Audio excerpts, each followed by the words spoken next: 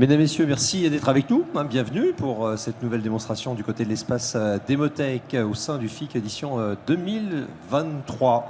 On a le plaisir d'accueillir Charles Ramy. Bonjour Charles. Bonjour. Vous êtes ingénieur avant-vente Swimlane. Et pour tout vous dire, en fait, on va proposer une démonstration directement. C'est ça, on va introduire la société avec quelques slides et après l'idée c'est vraiment très vite de switcher vers l'interface. La démonstration. Donc vous allez nous proposer une création de notre playbook, on est bien d'accord? Alors l'idée en fait c'est vrai qu'une solution SOAR, si je le dis en français avec l'accent français, SOAR, c'est une question qui revient très souvent, c'est comment on crée un playbook, est-ce que c'est difficile ou pas? Donc l'idée c'est vraiment de vous montrer la logique, comment on fait avec notre solution, notre approche, et de vous montrer qu'en fait, c'est des solutions qui sont très faciles à utiliser. En moins de 30 minutes. En moins de 30 minutes. Allez, je vous laisse et bonne présentation. Merci. Évidemment, à tout à l'heure. À tout à l'heure. Donc, je m'appelle Charles Ramy, je suis ingénieur avant-vente au sein de la société Swimlane. Je suis accompagné de mon acolyte Jean-Pierre et c'est notre première participation au FIC. Donc, on est vraiment très content d'être là. Et effectivement, Swimlane, vous ne nous connaissez peut-être pas parce qu'on est arrivé en France il y a quelques mois. Et on profite du FIC pour vous expliquer qui on est et vous montrer un petit peu notre solution. Alors, notre société, on est une société américaine. On a été fondé il y a plusieurs années, en 2014. Donc c'est vrai que le sujet du SOAR, ce n'est pas quelque chose qui est nouveau pour nous. On est vraiment spécialiste sur ce domaine. On a été reconnu, chaque année, on est reconnu par différents analystes. On a une présence aujourd'hui en Europe qui est un peu partout. On a un centre de support en Europe qui se base en Angleterre. On a des bureaux en France, en Allemagne, en Angleterre. Et aujourd'hui, on est vraiment spécialisé sur le domaine du SOAR, voire nous aujourd'hui, on se présente comme une plateforme d'automatisation. Alors on parlera de quelques use cases tout à l'heure, mais c'est vrai que le SOAR, c'est finalement une sous-partie de l'automatisation. Alors, c'est vrai qu'aujourd'hui, sur le marché du SOAR, on va retrouver différents vendeurs que vous connaissez certainement. Par contre, c'est vrai qu'on va retrouver des approches qui peuvent être différentes selon les vendeurs. On va avoir les vendeurs qui vont vous présenter des solutions dites no-code. Alors, c'est vrai que l'argument du no-code, c'est l'argument qui est plug and play. Maintenant, si vous vous êtes un petit peu penché sur le sujet, si vous avez déjà essayé de faire des choses, vous vous êtes peut-être rendu compte que finalement, vous avez des besoins très souvent qui sortent d'un cadre qu'on va vous proposer.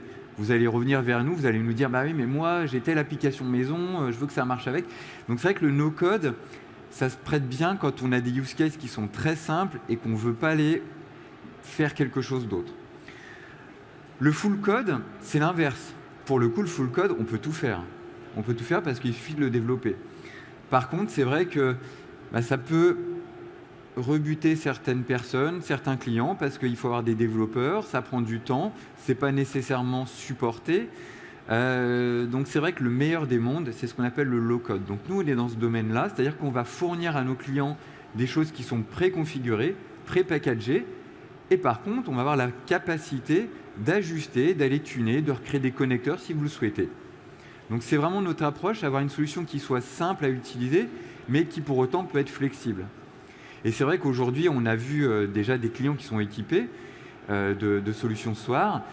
Et en fait, ils viennent nous voir et ils nous disent on a acheté quelque chose, mais finalement, on ne l'utilise que pour trier du phishing parce que c'est trop complexe, c'est trop difficile. Dès qu'on veut faire quelque chose d'un peu plus poussé, on se casse les dents dessus.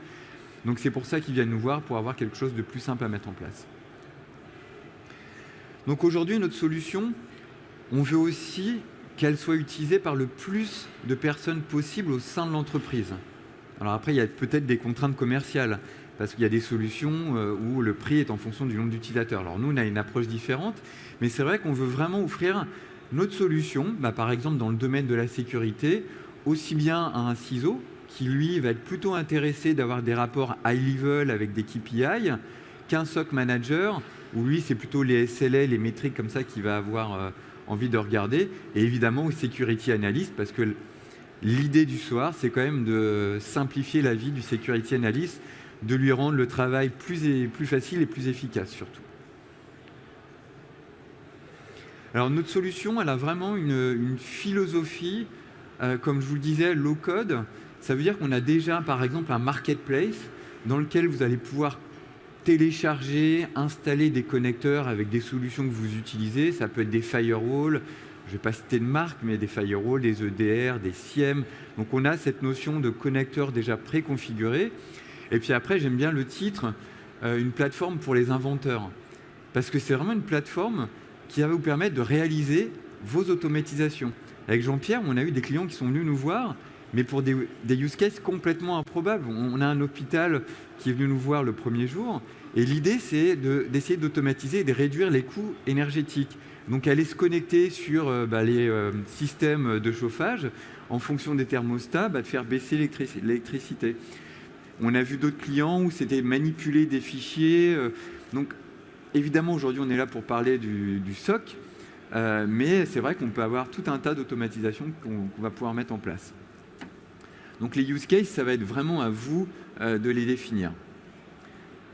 Dernier slide avant de passer à la démo, l'architecture.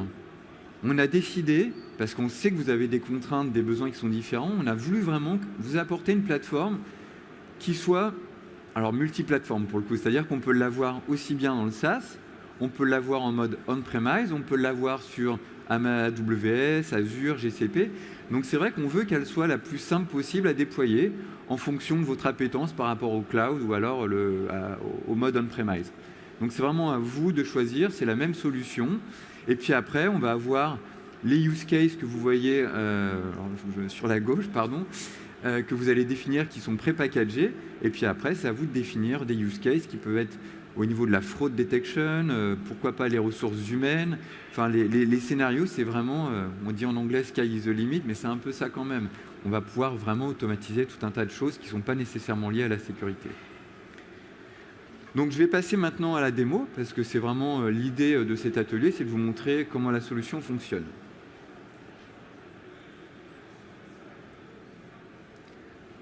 Alors.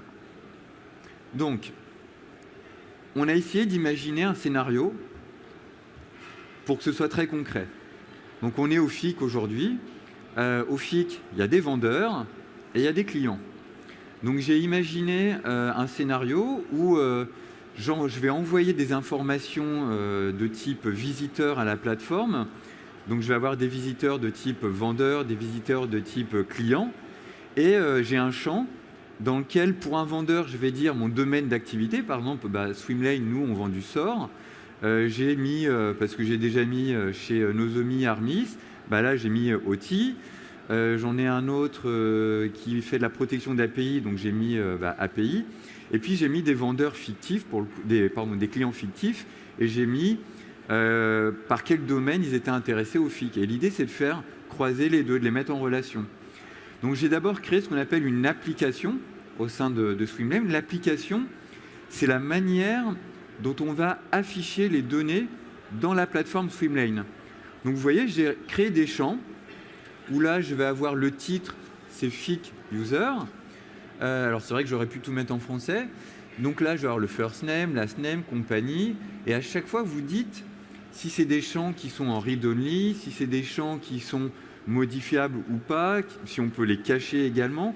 Et puis, pour chaque champ, vous pouvez également définir qui a le droit de les voir. Quand on utilise ce genre de solution, il y a souvent différentes personnes qui vont accéder à la machine. Donc, c'est vrai que le role-based access est très important. Notre solution, on va pouvoir définir des droits jusqu'au champ. Et donc, du coup, on peut aller vraiment très loin dans la notion d'affichage, d'accès à l'information. Donc là, par exemple, c'est ces deux champs-là qui vont me permettre de mettre en relation les clients avec les vendeurs et vice-versa. Pour un client, je vais remplir le champ Interest et pour un vendeur, je vais remplir le champ Market. Donc par exemple, si on regarde les données que je vais envoyer, alors je regarde en même temps ce qui est affiché à l'écran pour voir si on voit suffisamment, oui. Donc là, par exemple, j'ai créé différentes entrées au format JSON où je vais avoir, par exemple, ici un client C, un client A qui est intéressé par de l'OT, un client A qui est intéressé par du SOR, et là j'ai 3 personnes de Swimlane, donc eux leur market c'est du SOR, j'ai une personne d'Armis, là c'est de l'OT, une personne de Nozomi pour pas faire de jaloux, et puis Salt qui vend de la protection de l'API. Donc voilà, j'ai créé des users comme ça fictifs que je vais envoyer à la plateforme. Alors pour pouvoir envoyer des données à la plateforme, il faut que la plateforme soit en mesure de les recevoir. Donc quand on parle de SOAR, on va forcément s'intégrer avec des outils que vous avez chez vous. Donc par exemple, ça peut être un SIEM. Ça veut dire que pour discuter avec un SIEM, il me faut ce qu'on appelle un connecteur. Ces connecteurs, c'est ce que nous, on développe pour vous. Les connecteurs, par exemple, ici, je peux aller dire « Je veux m'interfacer avec mon EDR ». Donc par exemple, CrowdStrike. Pardon. Hop. Là, je vais retrouver tous les produits CrowdStrike avec lesquels je vais pouvoir m'interfacer. Donc par exemple, ici, j'ai CrowdStrike Falcon. Ces informations-là, vous pouvez également les retrouver sur notre marketplace sur Internet. Hop. Et en fait, on documente vraiment tout ce qu'on peut faire. Par exemple, sur l'EDR CrowdStrike, vous avez une présentation du connecteur. Et ici, vous avez toutes les actions qu'on va être en mesure de faire. Donc ça peut être récupérer de l'information, pousser de l'information. Et à chaque fois, vous avez également le détail des paramètres que l'on doit renseigner pour que ça puisse fonctionner. Donc ça, c'est la manière de m'interfacer avec votre écosystème. Moi, pour ma démo, je ne me suis pas amusé à redévelopper un connecteur spécifique. Je me suis amusé à utiliser ce qu'on appelle un webhook. Un webhook, c'est quoi? C'est tout simplement un port HTTP qui va écouter sur la plateforme. C'est un service qui va tourner HTTP avec une URL particulière. Et en fait, on va écouter. Et moi, je vais pouvoir envoyer du JSON vers cette URL-là. Ça me permet d'aller très vite. On a souvent des clients qui nous disent bah, « moi, j'ai un connecteur. J'ai un produit, mais visiblement, vous n'avez pas le connecteur. Comment on fait ?» Alors nous, Swimlane, on s'engage à le développer. Ça fait partie du prix. C'est compris dans le prix, on va dire. On a des SLA qui sont entre 2 et 6 semaines. Mais en attendant, si vous voulez vraiment utiliser et commencer à faire des tests, bah, on peut faire un webhook et on va utiliser ça pour envoyer du JSON. Donc par exemple, moi, si je regarde mon playbook, ça va ressembler à ça. Alors, on va zoomer un petit peu. J'ai ici déjà le service qui tourne sur ma plateforme qui va me permettre de récupérer les informations JSON. Donc le JSON, bah, c'est ce qu'on a vu tout à l'heure, c'est des variables. Mais moi, mon produit, first name, Nicolas, pour lui, ça ne veut rien dire. Donc en fait, il faut lui apprendre à faire ce découpage et il faut lui apprendre que le champ first name, c'est un first name. Le champ role, c'est le job de la personne et donc il faut vraiment apprendre ça à la plateforme. Donc en fait, la première étape de mon playbook, c'est une fois que j'ai reçu les données, c'est justement faire ce travail d'extraction du format JSON. Donc en fait, ici, de manière très simple, encore une fois, je n'ai pas besoin de coder quoi que ce soit. Je vais lui dire, alors, tac, tac, tac, je vais lui dire, bah, ce qui se trouve dans le format JSON first name, tu vas l'appeler dans la plateforme first name. Ce qui s'appelle last name, tu vas l'appeler last name, etc., etc. Donc ça me permet déjà de faire un premier découpage, de récupérer les informations et de les stocker sur la plateforme. Donc ça, c'est ma première étape. Deuxième étape, alors je dézoome un petit peu. Deuxième étape, c'est faire justement ce travail de matching, de faire matcher les clients du FIC avec les vendeurs du FIC. Donc essayer de faire matcher les deux intérêts. Donc, pour la démo, j'ai voulu vous montrer qu'on pouvait intégrer des playbooks dans un playbook, mais j'aurais très bien pu faire ça dans le même. Mais pour la démo, je me suis dit que c'était marrant de vous montrer un petit peu qu'on pouvait faire ces liens entre différents playbooks. Donc là, voilà, c'est ici que ça va se passer. Hop, pardon. Là, c'est le playbook parent qui envoie les informations à ce playbook-là. Donc là, je vais avoir mes deux conditions. Je vais avoir ce fameux if, then, else, où là, je vais pouvoir faire des choses en fonction de certaines conditions. Donc là, par exemple, c'est ici que je vais faire ce travail de si c'est un vendeur, alors je le mets en relation avec le client existant. Là, c'est l'inverse. Si c'est un client, je vais faire ce travail de mettre en relation avec le vendeur existant. Et par exemple, c'est ici qu'on va avoir cette notion de low code. Alors là, j'ai fait quelque chose de très simple, mais par exemple, j'ai intégré du code. Quand j'ai travaillé sur ce scénario, je me suis rendu compte que j'avais des duplicate entries, enfin des données qui étaient dupliquées. Et pour la suite de mon playbook, ça ne marchait pas parce que je récupérais un objet JSON et moi, il me fallait une string. Donc en fait, j'ai intégré du code JSON où là, j'ai une petite fonction qui va me permettre d'enlever tout ce qui est duplicate and tries. Et puis après, j'ai une autre fonction qui me permet de transformer un objet de JSON en un string et qui va me permettre après de l'afficher correctement sur ma plateforme. Donc ça, c'est assez intéressant parce que on a des outils qui sont intégrés. D'ailleurs, ce que je suis en train de vous montrer dans la prochaine version, j'aurai même plus besoin de l'écrire, ce sera intégré sous forme de boutons. Mais voilà, c'est ici qu'on peut intégrer également du code Python, qu'on va pouvoir vraiment faire des choses très sophistiquées. Donc mon playbook va me renseigner et va me faire matcher finalement les informations entre elles. Et du coup, si je retourne sur mon playbook parent, l'étape d'après, c'est une action. Et l'action en question, c'est j'envoie un mail à l'utilisateur et dans cet email, je vais faire matcher, je vais lui dire quels sont les clients qui peuvent l'intéresser. Donc ça, c'est vraiment quelque chose qui est simple à mettre en place. Et par contre, ce qui va être intéressant, c'est que vous allez pouvoir tester vos playbooks au fur et à mesure. Alors, je ne vais pas vous mentir, j'ai eu quelques soucis. Il y a des choses qui ne marchaient pas comme je voulais. En fait, on va avoir la capacité, chaque action dans mon playbook, je vais pouvoir la tester. Je vais voir qu'est-ce que j'ai reçu et qu'est-ce que j'ai renvoyé. Donc là, par exemple, pour l'action extract data,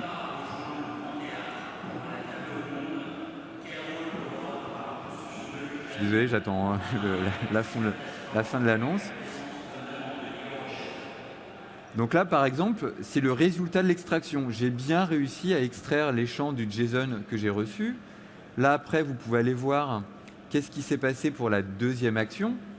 Là, j'ai bien réussi à faire mapper mon client avec le vendeur. Et ici, je peux vérifier que l'email est bien parti. Là, par exemple, j'ai bien eu un retour de code 202. J'ai bien réussi à me connecter à Office 365 pour aller envoyer l'email. Donc, on peut vraiment tester son playbook au fur et à mesure parce que là, j'ai fait quelque chose de simple, mais vous le savez, dans la sécu, ça va être des choses beaucoup plus complexes. Ensuite, ce que je voulais vous montrer, c'est les données qu'on reçoit. Là, par exemple, les données que j'ai envoyées au format JSON, vous allez pouvoir les afficher dans la plateforme. Et c'est ça que je vous ai montré tout à l'heure. L'application que j'ai créée, c'est comme ça qu'on va être en mesure d'afficher les données à l'écran. Là, par exemple, je vais retrouver first name, last name, et je vais retrouver donc cette personne-là qui était intéressée de rencontrer un vendeur de sorts, du coup, compagnie to meet, Swimlane. Et ça a été fait de manière automatique. Si je regarde par exemple un vendeur, ici Armis, la personne d'Armis, c'est sur le domaine de l'OT, les clients qui peuvent matcher, c'est client B, client C. Voilà. À partir de ça, je voulais également vous montrer qu'il était très facile de créer un reporting. Je vais vous montrer des rapports après plus intéressants, mais ici par exemple, à partir des données que vous recevez, vous pouvez très facilement créer un rapport, dire sous quelle forme vous le voulez, sous forme de camembert. Enfin voilà, on peut vraiment très facilement créer ses applications, son playbook, son reporting. Donc du coup, par exemple, moi j'ai créé un dashboard FIC où je vais avoir tous les clients qui sont présents au FIC, aussi bien vendeurs que clients, la répartition entre les visiteurs et les vendeurs. Ici, les markets qui sont présents au FIC, donc il y a des vendeurs de sorts, d'OT, d'API. Et puis ici, vous retrouvez les données que je vous ai montrées à l'instant. Donc ça, c'est des choses vraiment très simples que je voulais vous montrer. C'était vraiment cette capacité de créer des playbooks de manière simple, rapide, et de pouvoir tester finalement ce qu'on faisait au fur et à mesure. Maintenant, ce que je voulais vous montrer sur la plateforme, c'est des choses que vous allez utiliser au quotidien. Donc quand je disais que la plateforme, on veut vraiment qu'elle soit utilisée par différents types de populations au niveau d'un client, c'est ça que je voulais vous montrer après. Donc là, par exemple, on a un rapport qui est plus orienté SOC Manager. Le SOC Manager, lui, ce qui l'intéresse, c'est vraiment les SLA, savoir si mon dwell time il est assez court. Et donc, on va avoir accès à ce genre de rapport, sachant qu'encore une fois, tout est complètement customisable. Moi, les rapports, je peux les bouger, par exemple, de manière dynamique, je peux les modifier.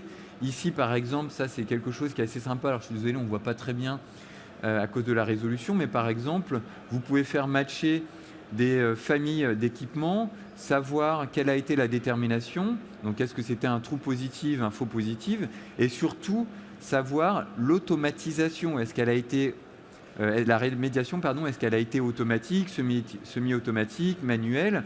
Et vous avez également ici les équipements sur lesquels la rémédiation a été faite. Et ça, vous pouvez changer dynamiquement. C'est complètement faisable. Alors là, on voit un champ Customer, parce que notre plateforme, elle a été également pensée pour les MSSP. Les MSSP qui vont gérer plusieurs clients. On va également pouvoir gérer plusieurs clients au niveau de la même plateforme. Maintenant, je vais vous montrer une vue qui est plutôt pour un ciseau. Par exemple, hop, un ciseau, ce que je disais, c'est plutôt lui des KPI. Donc là, avec notre solution, on va pouvoir interfacer notre solution avec des outils, par exemple, de Security Awareness Training. Donc il y avait une présentation juste avant de KnowBe4. Ici, je vais pouvoir voir le pourcentage d'utilisateurs qui sont formés et voir si je suis en phase avec ma target. Moi, je m'étais fixé 95, c'était mon objectif, je suis en dessous. Par exemple, on a un rapport ici EDR Coverage. Mon objectif était de déployer l'EDR sur 95% des postes. Là, je suis à 93, donc je suis en dessous de ma target. Donc ça, c'est vraiment quelque chose qu'on va pouvoir donner au ciseau pour qu'il puisse suivre ses KPI. Et puis après, le Security Analyst, lui, il va pouvoir utiliser la plateforme pour avoir une solution de case management. Et c'est là où on va faire ce travail d'intégration, de corrélation avec finalement l'écosystème du client. Donc c'est là où on va automatiser tous les processus, toute l'association, la corrélation avec la Threat Intel. C'est là qu'on va être capable de le faire. Donc par exemple, si je prends un ticket qui a été résolu, je vais essayer de zoomer un petit peu, on voit qu'il y a des tâches qui ont été complètement automatisées. On a été par exemple aller chercher des informations au niveau de l'Active Directory, on a été chercher des informations au niveau des autres outils de sécurité pour aller retrouver des IOC. Ici, dans un mode MSSP, c'est ici qu'on va voir le nom du client. On va également être en mesure de corréler l'incident avec potentiellement d'autres tickets du même type. Par exemple, ici, c'est une attaque sur un CVE. Si j'avais déjà eu un ticket concernant le même CVE, je l'aurais vu ici. Ça permet de gagner du temps pour un security analyst, de savoir qu'est-ce qui a été fait par ses collègues ou plusieurs mois avant pour essayer d'aller plus vite. Ici, vous avez également l'intégration avec les outils de Threat Intel. La Threat Intel, c'est un point important du SOC. C'est l'intelligence finalement du SOC. Donc l'outil, nous, c'est ce qu'on va automatiser. Souvent, les security analysts, quand ils reçoivent par exemple un email d'un utilisateur qui dit tiens, c'est un email suspect, pour savoir si c'est dangereux, on va utiliser de la Threat Intel. Donc tout ça, c'est des choses que le security analyst fait de manière manuelle. Nous, on va l'automatiser pour lui. On va faire également le mapping avec le MITRE ATT&CK Framework. On est également, alors ça peut paraître un gadget, mais ça fait également gagner du temps. L'intégration avec ChatGPT. Moi, vous me donnez un numéro de CVE, je ne les connais pas par cœur. Donc là, directement dans l'outil, je peux demander à ChatGPT comment remédier à ce numéro CVE. ChatGPT va me donner de l'information et va me dire tiens, il faut faire ci, il faut patcher avec tel patch ce système. Donc ça va permettre de gagner du temps. L'ingénieur sécurité analyste, il va également être capable d'enrichir une base de données interne. La knowledge base, c'est travail collaboratif. On va pouvoir également, comme ça, aller poster des articles, créer un article, dire voilà, pour cet incident-là, moi j'ai fait ci, c'est l'information que j'ai récupérée. On peut également utiliser une knowledge base interne. On a eu la question, par exemple, Confluence, est-ce qu'on peut s'intégrer avec ou pas? C'est évidemment des choses qu'on est capable de faire. La rémédiation, ça c'est un point super important de l'outil. Comment je fais la rémédiation? La rémédiation, c'est à vous de décider si on la fait de manière automatique, semi-automatique ou de manière manuelle. Donc la rémédiation, ça peut être par exemple disabler un utilisateur dans le YAM. Ça peut être bloquer la machine au niveau de l'EDR, d'isoler le poste. Ça peut être bloquer l'URL dans un proxy. Donc ça, c'est des choses qu'on va pouvoir faire de manière automatique ou semi-automatique. Souvent, on a également besoin, pour des incidents importants, de fournir du contenu à son manager, par exemple, au SOC manager. Là, on va être capable de générer un rapport, on va mettre le logo de la société et automatiquement, on va synthétiser tout ce qui a été fait dans le ticket. On va dire voilà le problème, voilà les actions qui ont été faites et voici la rémédiation qui a été faite. Par exemple, cet utilisateur-là a été bloqué au niveau du YAM. Et vous avez tout vous avez toute la timeline. Donc quand l'événement est apparu, quand l'alerte a été donnée, quand le ticket a été créé, pris en compte, fermé. Donc vous allez pouvoir vraiment suivre toute la timeline de l'incident. Ce que je voulais également vous montrer, c'est on utilise également un framework. Alors vous connaissez, je pense, tous NIST. En général, c'est NIST qui est utilisé par les clients. On l'intègre également dans l'outil de ticketing. Donc ça permet d'obliger l'utilisateur, enfin le security analyst, de suivre un certain nombre d'étapes. Et on ne peut pas fermer un ticket tant que la dernière étape n'a pas été faite. Donc ça permet vraiment de suivre une certaine méthodologie qui est assez efficace. Et le dernier point que je voulais vous montrer, c'est cette notion de collaboration.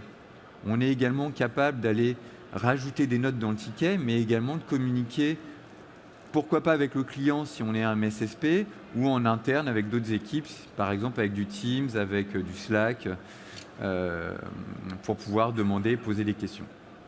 Voilà, donc c'est vrai que la solution va permettre d'avoir un outil de ticketing. Après, il y a des clients qui veulent utiliser un autre outil de ticketing parce qu'ils en ont déjà un en place. Donc, on va pouvoir, toujours à base d'API, aller envoyer les informations. Et puis après, voilà, je regarde l'heure parce qu'il est déjà 14 heures, ça passe très rapidement. Et puis après, voilà, les playbooks, on va pouvoir aller rechercher des playbooks, créer des playbooks. Et souvent, nous, ce qu'on aime bien, c'est faire des petits playbooks. Par exemple, on va créer un playbook pour faire l'enrichissement avec la threat intel. On va créer un autre playbook pour faire, par exemple, l'intégration avec le MITRE ATT&CK Framework. Et après, par exemple, l'outil de case management, ça va être un ensemble de playbooks. Pardon. Case management, tac. Bon, par exemple, si je vous en montre un. Voilà, c'est souvent des playbooks qui vont faire appel à d'autres playbooks. Donc ça permet d'avoir des playbooks qui sont plus petits et de réutiliser à chaque fois les playbooks pour en créer d'autres. Par exemple, des choses qu'on utilise souvent, on va plutôt créer un petit playbook qu'on va réutiliser dans d'autres playbooks. Alors je voulais vraiment qu'on garde 5 minutes parce que je vois qu'il nous reste 5 minutes. Je voulais garder du temps si vous aviez des questions. Voilà, allez-y, n'hésitez pas en tout cas à lever la main si... L'exercice n'est pas facile, j'avoue, pour une question, mais ça permet justement d'éclaircir des choses. En sachant qu'on peut venir vous voir sur le G31, donc voilà, au niveau du standard. Voilà. Est-ce que vous avez une question, une précision à... Et voilà. Bonjour et merci pour la présentation. Je suis arrivé un petit peu en retard, j'ai peut-être pas vu la description de Swimlane, mais au niveau des playbooks, vous les créez à la main d'abord, ensuite vous l'intégrez dans Swimlane et puis... Non. Alors, les playbooks, déjà, on en a environ 200 qui sont directement disponibles dans le marketplace. Après, c'est vrai qu'il arrive qu'un playbook n'existe pas parce qu'il y a beaucoup, enfin rien qu'au FIC, il y a beaucoup d'éditeurs. Donc, quand un client nous dit moi j'ai cet éditeur-là, je ne l'ai pas vu dans votre marketplace, comment on fait? Donc, en fait, nous, ça fait partie, entre guillemets, du prix du produit. On développe le connecteur pour le client. Les SLA, c'est entre 2 et 6 semaines. Après, on est capable de mettre un petit tampon urgent si c'est vraiment urgent. Après, ce que j'expliquais, c'est que s'il y a un besoin urgent côté client, que le client ne peut pas attendre 2 semaines, on a la capacité d'utiliser ce qu'on appelle un webhook. Ça va être, on va écouter en HTTP et vous allez être capable avec votre solution d'envoyer du JSON si c'est possible. Et on va envoyer du JSON vers cette URL. Par exemple, moi, dans ma démo, c'est ce que j'ai fait. Vous voyez, j'ai une URL et j'envoie un post, j'envoie du JSON à cette URL-là. Ça permet de répondre tout de suite, de commencer à travailler sur son playbook si on ne peut pas attendre 2 semaines le fait de produire le connecteur. Ok, merci. Une deuxième question.